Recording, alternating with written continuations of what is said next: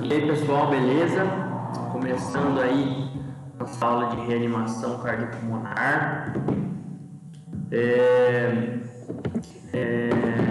Vou falar um pouco aqui para vocês sobre o suporte básico à vida, o suporte avançado à vida, o que a gente tem aí de trabalhos na veterinária, o que a gente extrapola um pouco da medicina humana dentro desse contexto aí da reanimação.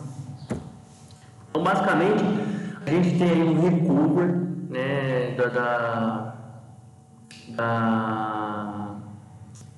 revista da Critical Care, né, uma revista de emergência veterinária aí. Então, basicamente, em 2012, eles fizeram uma conferência com os maiores estudiosos da área e chegaram a conclusões sobre o que pode fazer e o que não fazer durante uma RCP. Depois, algum tempo depois, em 2014, o Congresso MedVep reavaliou isso e publicou um material bem interessante, bem legal, traduzido aí, também sobre os suportes básicos e avançados durante uma RCP. Também vou utilizar aqui nessa aula para vocês. Primeiro passo numa RCP. Então, fundamental para o processo, evitar ou prever o colapso. Ou seja, quanto mais rápido diagnosticarmos ou se prevermos isso, melhor para o paciente. Iniciar uma massagem até mesmo quando existir uma suspeita, principalmente no meio extra-hospitalar. Então, fazer massagem cardíaca não vai ser prejudicial, apesar de talvez gerar alguns problemas, talvez fratura de costela e tal, mas na grande maioria das vezes, os pacientes não vão ser prejudicados por isso, por mais que eles não estejam em parada. Pelo contrário, às vezes, se o paciente entra em parada nesse meio tempo, você já está fazendo massagem, isso vai provavelmente dar aí um tempo maior de vida para esse paciente. Bom, é importante também entendermos que a alta hospitalar pós-parada na veterinária é baixa, 6%, né? E a alta hospitalar na pós-humana também é muito baixa, mas é um pouco mais alta em relação à veterinária. Então, dificilmente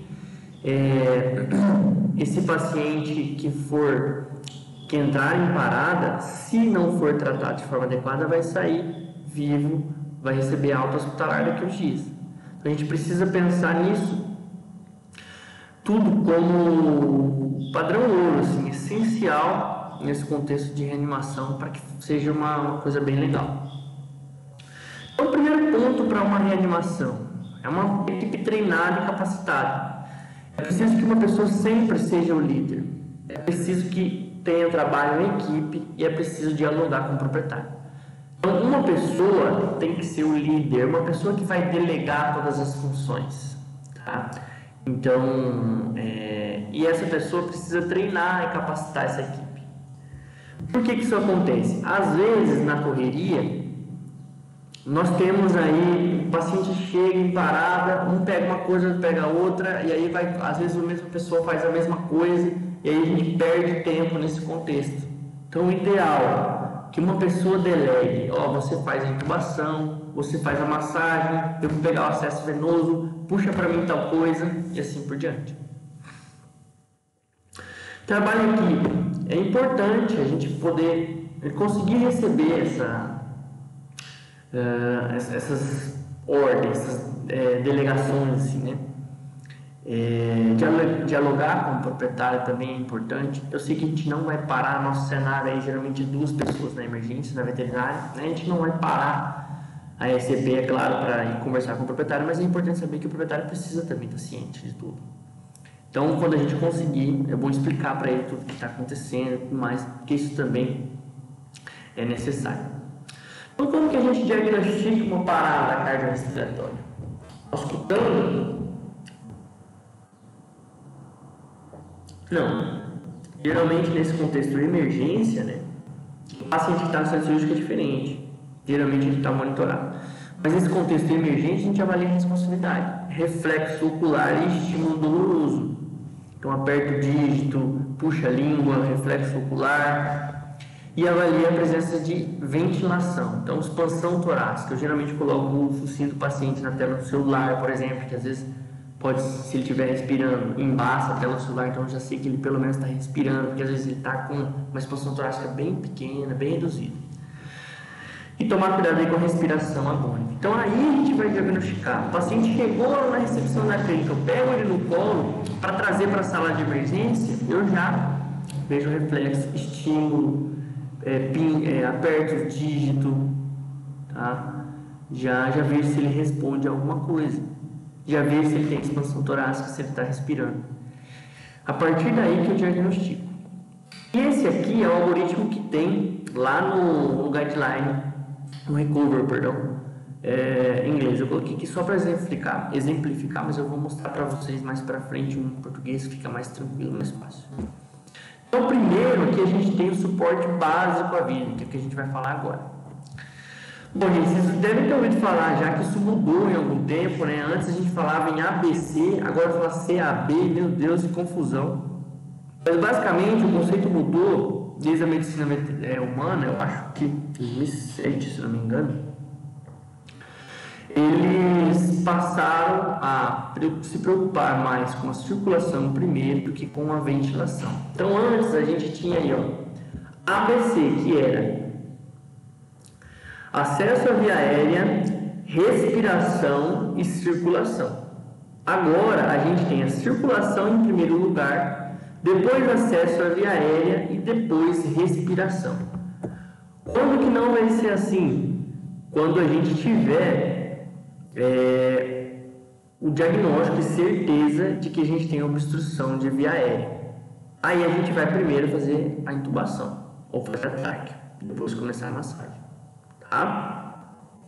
Mas nesse caso agora, no geral, a circulação vem primeiro. E por isso que a massagem cardíaca é o primeiro passo.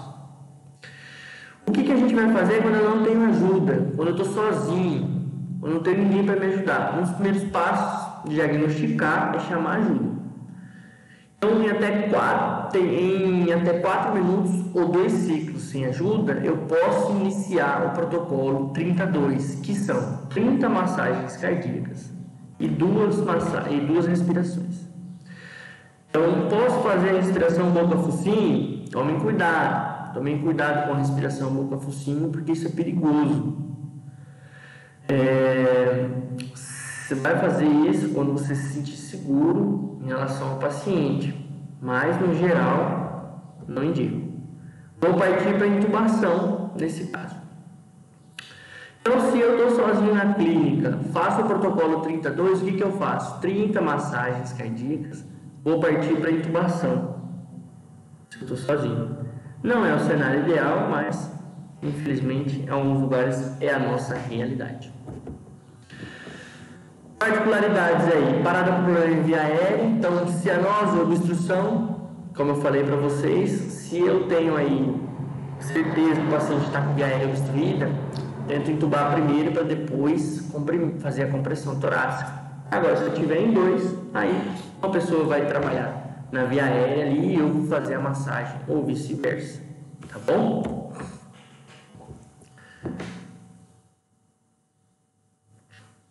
E aqui agora mesmo a gente vai iniciar o suporte básico à vida. Suporte básico à vida, como eu falei para vocês, vai se basear em massagem, intubação e respiração. Então a massagem cardíaca vem em primeiro lugar. Tem vários jeitos de fazer a massagem cardíaca, mas geralmente tem a particularidade do paciente em relação a isso também.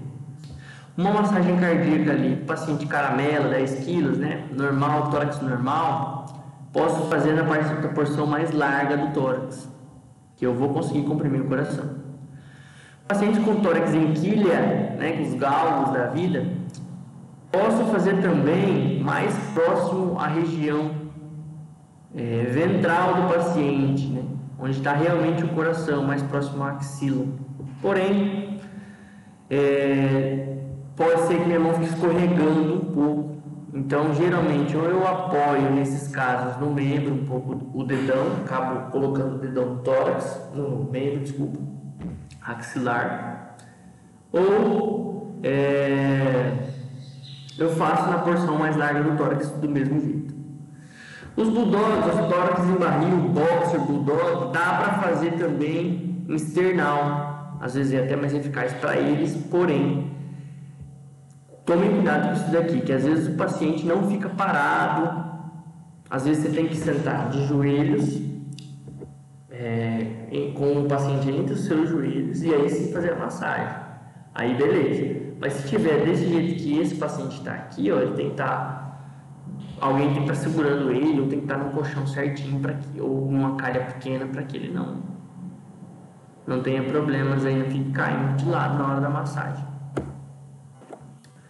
Gatinhos. Nos gatinhos a gente pode fazer, ou né, nos cães pequenos aí, miniaturas. Essa massagem com apenas uma mão, mas tomem cuidado, isso pode machucar um pouco a nossa mão. Pode machucar assim, rapidamente, a gente sentir cãibra ou alguma coisa do tipo, então tomem cuidado com isso.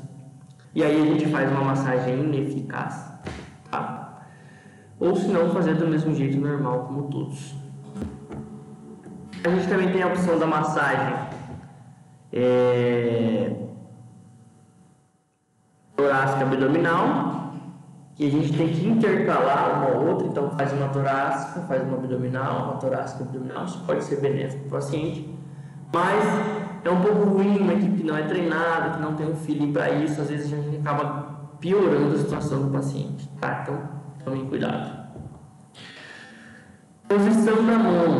Então, posição da mão, gente, ideal que a mão que fique abaixo, no caso, a mão esquerda no meu caso, em forma de concha, para abraçar realmente o tórax do paciente, não assim, em forma de concha. E aí a outra mão vai por cima. O dedão pode ir axilar ali ou em algum outro lugar para fixar, para você não ficar com a mão escorregando. Tá? Ideal que mexa o tronco e não a mão. Que a mão fique parada e você mexa o tronco. Ideal é o decúbito lateral direito, pensando na teoria da bomba cardíaca, que é ali entre o quarto e quinto espaço intercostal, onde eu faço a massagem e literalmente aperto, pressiono o coração contra a superfície que estiver embaixo, a medula, por exemplo.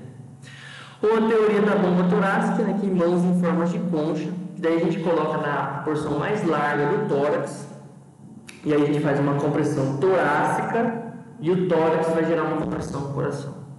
Porque ele é um órgão oco, ele vai propagar essa força e aí a gente faz essa compressão. Então a massagem cardíaca ela tem que ser 100 a 120 movimentos por minuto, tá? A compressão tem que atingir 1/3 ou meio de profundidade do tórax, ou seja, se o meu tórax é dessa largura aqui, eu tenho que fazer uma massagem com uma compressão de no mínimo 1/3 ou metade dele e deixar com que ele volte 100%. Por que isso é importante?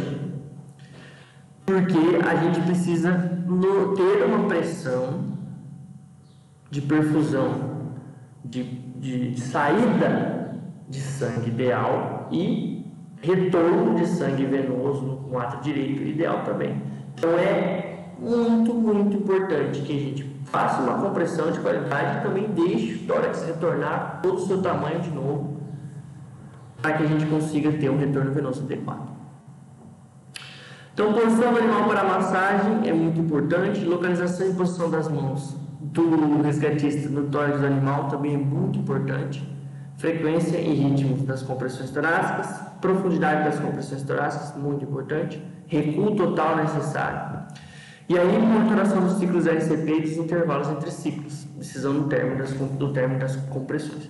Então, gente, é importante o eletrocardiograma nesse momento, é imprescindível. Dificilmente a gente vai conseguir fazer uma reanimação de qualidade sem o eletrocardiograma, para que a gente consiga monitorar, para que a gente não precise ficar parando para escutar o paciente ou coisas do tipo, tá? E aí a gente vai para a via aérea, intubação orotraqueal. Ou cuidado com a rigidez muscular, às vezes o paciente está com a mandíbula rígida ainda, gerando alguns problemas, às vezes tem reflexo de mordida também, então tomem cuidado. Na minha opinião, laringoscópio capilar são indispensáveis, porque geralmente na RCP a gente vai ter que fazer intubação lateral ou dorsal, e não tem como fazer sem um laringoscópio, fica muito difícil. Por quê? É importante, gente, vocês entenderem que a partir do momento que eu elevo a cabeça do paciente ao tórax, eu vou ter aumento, diminuição da perfusão cerebral. Meu coração precisa bater mais forte para mandar o sangue para cima. Diferente se o paciente estiver de lado, deitado na mesa. Então, elevar a cabeça do paciente é um risco para o paciente. Diminui a pressão de perfusão cerebral, eu posso perder o paciente ali. E outra, o primeiro passo do suporte básico à vida é a massagem. Como que eu vou levantar o paciente para entubar com ele sendo massageado? Não tem como, tá? Então, muito treinamento, gente, muito treinamento. Coloquei um videozinho de uma intubação dorsal, né? Esse paciente está anestesiado, é bem mais tranquilo, na RCP é um pouco mais complicado, mas basicamente é isso. Eu vou precisar manter o paciente em decúbito dorsal para fazer ou decúbito lateral. Essa imagem exemplifica um pouco a glote e uma intubação esofágica. Está errada essa intubação. Essa é a imagem que a gente vai ver na intubação dorsal, tá? E aqui para vocês entenderem por que é importante. Como eu falei para vocês, ó, o cérebro precisa ficar na mesma altura do coração. Então eu não posso elevar esse paciente para fazer intubação. Isso é inadmissível na RCP. Tá? Por isso que a gente tem que treinar essa intubação lateral, treinar essa intubação dorsal nos pacientes rígidos que a gente vai fazer OHE, fazer ortopédicas, fazer as cirurgias eletivas aí. Tá bom? Então ali, ó, só para confirmar, na mesma altura o coração não vai precisar trabalhar muito, ou seja, o coração já está parado. A nossa massagem que está fazendo a perfusão acontecer.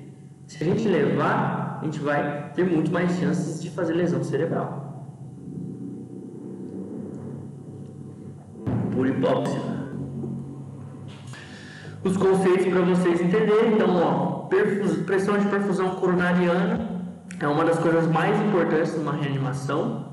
Então, pressão arterial diastólica e pressão arterial direita. Então, a pressão de perfusão coronariana é dependente da pressão arterial diastólica e da pressão atrial direita. Então, a coronariana é aquelas artérias que nutrem o miocárdio. E ela precisa de nutrição nesse momento, ela precisa de sangue, de perfusão boa. Isso é dependente da pressão arterial diastólica, que é o quê? Aquele recuo completo do tórax que eu falei para vocês. E a pressão arterial direita, que é a compressão de qualidade. Então, se eu não fizer uma compressão de qualidade, um recuo total do tórax de qualidade, eu vou ter problema na pressão de perfusão coronariana. E a pressão de perfusão cerebral é consequência e é dependente, da pressão arterial média e pressão intracraniana. Se eu tenho um crânio na mesa, o paciente deitado, e elevo esse crânio, eu vou diminuir a pressão intracraniana no primeiro momento e a perfusão. Então, eu vou ter diminuição de oxigênio cerebral. O paciente que já tem essa diminuição, certo? E a pressão arterial média nada mais é do que dependente também da nossa compressão ali naquele momento. Então, a ventilação, intubei o paciente lateral, dorsal. A ventilação deve ser feita 10 movimentos por minuto ou 90 a cada 6 segundos. Geralmente eu faço, conto 1001, 1002, 1003, 1004, 1005, 1006, faço uma ventilação. Ideal, 10 ml quilo de volume corrente, 1 segundo de inspiração, 1 segundo de expiração. Nesse momento aqui vai mudar um pouco o contexto da relação índice. Ainda no suporte básico à vida, só para a gente confirmar tudo que a gente já viu. Então, ciclo de 2 minutos com 2 ou mais socorristas, ou seja, eu vou começar as compressões, vou avaliar 2 minutos, vou monitorar 2 minutos e trocar o massageador. Esse é o ideal. Se a gente estiver cansado, é ideal que a gente troque antes, tá? Mas, basicamente, o que a gente tem que saber? Preste atenção se você está conseguindo fazer uma compressão de qualidade, um recuo do tórax de qualidade. Ciclos de 30 compressões e 2 ventilações rápidas em caso de um socorrista. Pode fazer também, então um intervalo de no máximo 10 segundos. É claro, se eu tenho a opção de ter 2 socorristas, sem dúvida, é o ideal. E é recomendada a troca de massageador a cada ciclo. Então, porque a gente acaba cansando, é muito cansativo, e aí acaba fazendo uma má compressão aí. Depois que a gente viu o suporte básico à vida, a gente vai para o suporte avançado à vida. O suporte avançado à vida tem que ser realizado de forma simultânea no suporte básico à vida. Então, iniciar a monitoração, acesso vascular e fármacos reversores. Então, a monitoração, como a gente faz? Basicamente, a monitoração aqui é o eletrocardiograma. Eu vou conectar o eletrocardiograma ao paciente. Geralmente, nesses casos aqui, eu conecto no membro, ao invés de colocar no tórax. E a capnografia no tubo, sendo ela side ou mainstream. Tá? Aí aqui eu vou ter, né, o eletrocardiograma e o capnógrafo aqui embaixo. Pego acesso vascular, então veio cefálico ou femoral, o ideal. Gosto muito de utilizar a veia femoral nesse momento, apesar de ser um pouco, em alguns pacientes ser um pouco mais difícil o acesso, mas geralmente o membro está mais livre, não tem muita gente em cima ali, está mais tranquilo de pegar. E a possível desfibrilação, quando a gente tem, né, desfibrilação ou cardioversão. Então, em arritmias não geradoras de pulso, a gente vai usar aí a desfibrilação e geradoras de pulso, a cardioversão. Alguns, só para vocês entenderem, alguns desfibriladores têm cardioversor, alguns não. Tá? Se ele for monofásico, 4 a 6 joules quilo, se for bifásico, 2 a 4 joules quilo. E aí é importante avisar, né, para que todos se afastem da mesa quando for fazer. A posição pode ser lateral, tanto lateral quanto dorsal, as duas pás encostadas no tórax. Não é necessário jogar álcool, cuidado, porque pode queimar o paciente, tá? E também cuidado com o monofásico, que é aquele que tem uma base e uma por cima, que ele também pode gerar problemas aí. Essa tabelinha a gente usa como dose de emergência.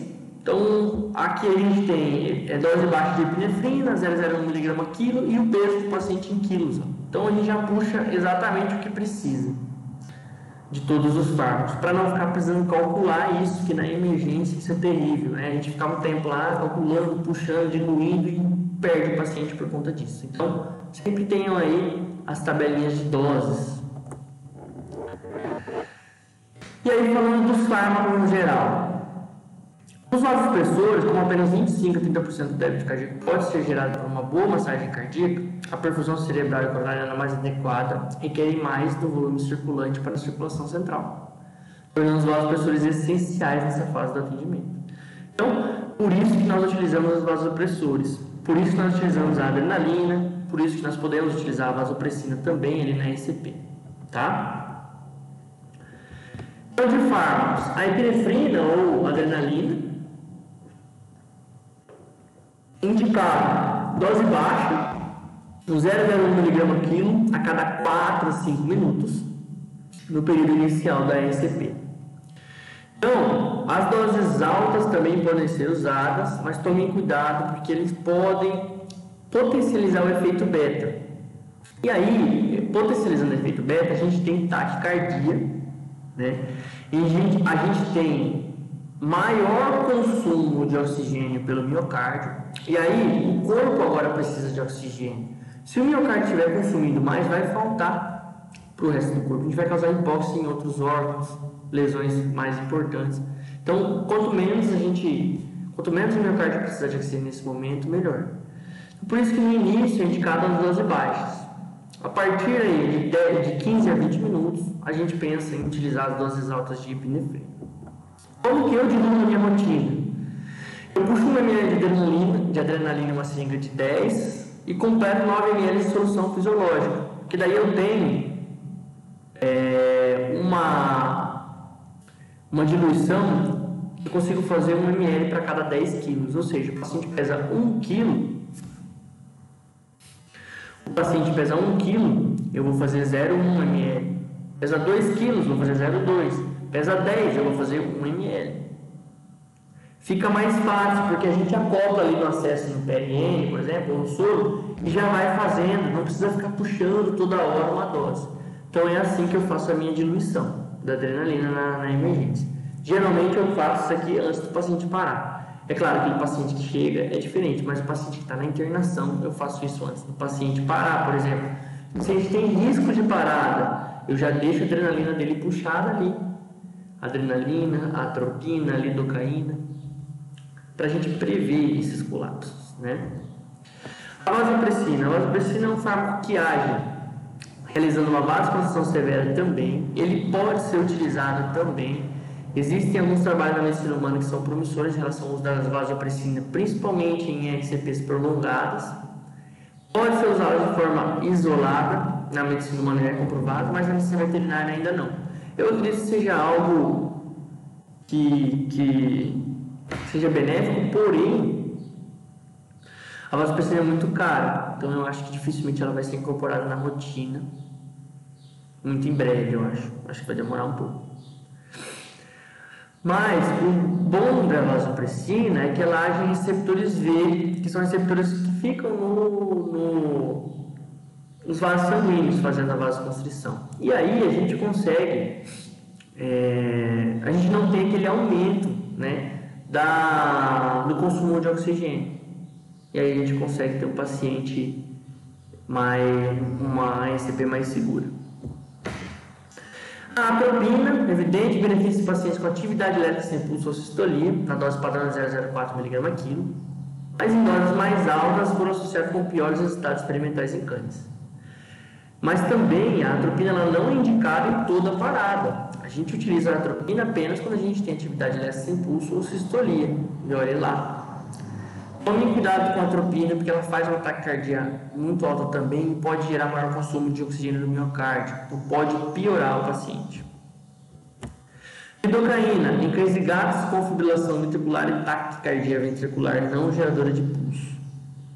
Então, quando a gente tem as taquicardias no monitor, não está sentindo pulso. Quando a gente tem a fibrilação, a gente pode usar a lidocaína. Então, 2 mg/kg. Também podemos utilizar aí a amiodarona, geralmente em caso de arritmias refratárias à desfibrilação elétrica, de 2 a 5 mg/kg. Só tomem cuidado que a amiodarona pode causar muita vasodilatação, então pode piorar o paciente nesse momento aí. E as terapias eletrolíticas? O cálcio, realizar quando tem deficiência comprovada, potássio também, bicarbonato de sódio. Podemos utilizar aí, depois de 10 a 15 minutos de RCP, 1 equivalente quilo lento e diluído.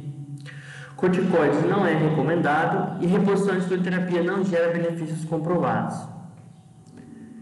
Então a gente pode fazer a partir desses pré-requisitos aí. Administração de fármaco intratraqueal. Isso é uma coisa que eu uso muito na prática. Às vezes o paciente que chega, a gente não consegue pegar acesso, ou já chega em parada, eu já faço a primeira administração intratraqueal, depois vou procurar um acesso. E já vai acessar via aérea, né? Então tem que diluir em água para injeção e administrar o maior profundo possível, ou seja, pega uma sonda uretral, coloca, administra e aí começa a respiração. Então 10 vezes a dose padrão. Por exemplo, tem que fazer 0,01 mg/kg, eu vou fazer 0,1 mg/kg de epinefrina, tá?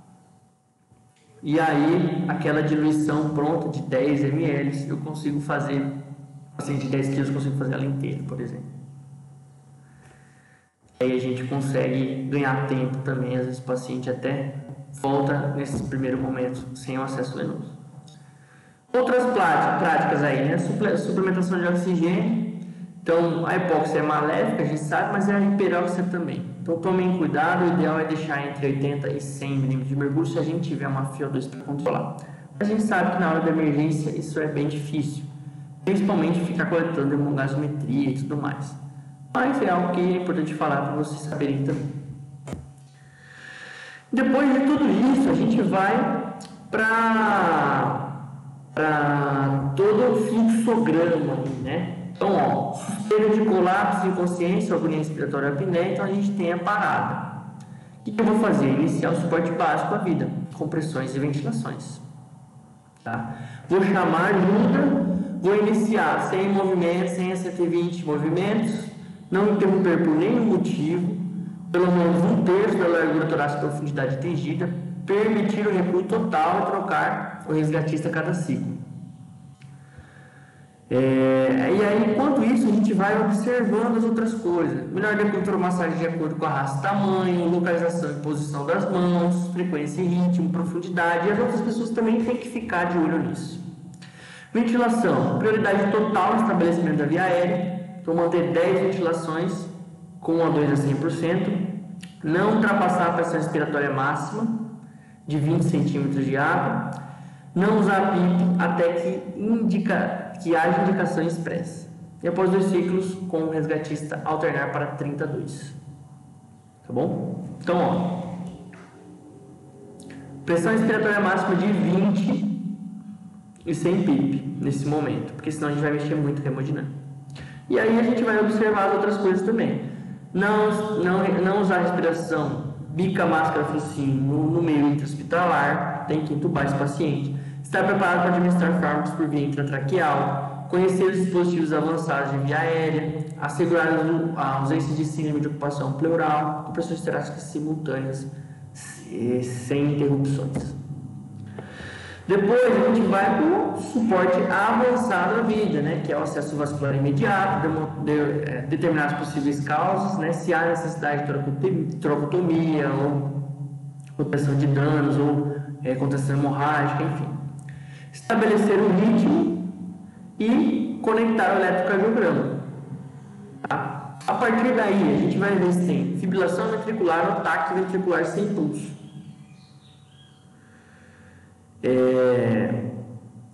Eu já vou mostrar para vocês no próximo fluxograma o que é a fibrilação taque ventricular sem pulso. A gente não precisa, saber de eletrocardiograma minuciosamente para ver isso. Tá? É bem tranquilo. E aí a gente vai para o suporte básico, né? Adrenalina, tubação, tudo aquilo que a gente já falou.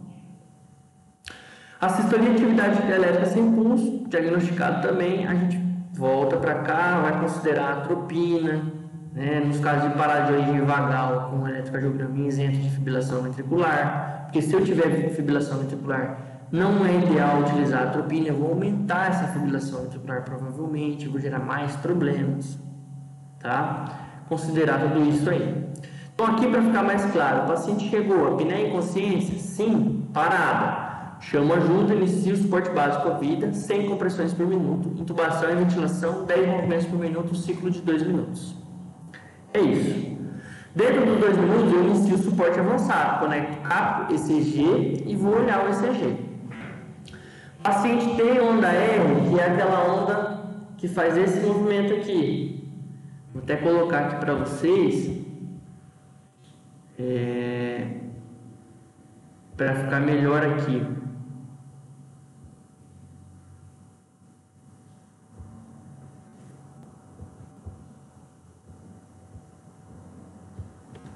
Deixa eu ver se eu consigo.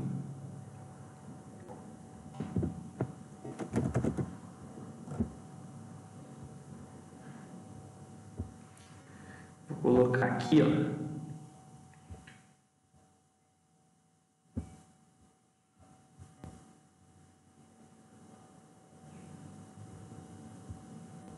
Vamos lá. Então, o paciente tem onda R.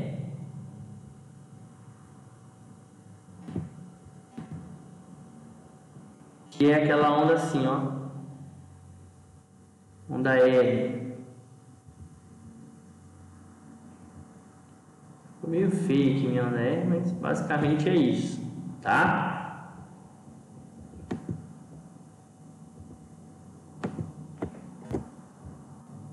Vamos voltar para cá. O paciente tem onda R menor que 200.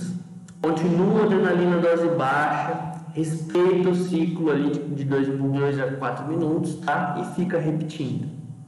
Se tem onda R, mas tem mais de 200 por minuto, tem um ataque ventricular sem pulso, ou seja, várias ondas R. Eu choco ou eu desfibrilo e volto a fazer massagem. Não tem desfibrilador, lidocaína ou amiodarona. No caso, se eu não tenho onda R, eu tenho assistolia, então a adrenalina dose baixa, repete a cada 4 minutos. Se eu tenho um eletrocardiograma caótico, aquelas cobrinhas assim, loucas, que lá é fibrilação atrial, então desfibrila também e volta massagem. Não tem desfibrilador, lidocaína ou amiodarona. Basicamente é isso. Mais uma vez, obrigado. Espero que tenham gostado da aula e qualquer dúvida, só falar com a gente aí. Valeu!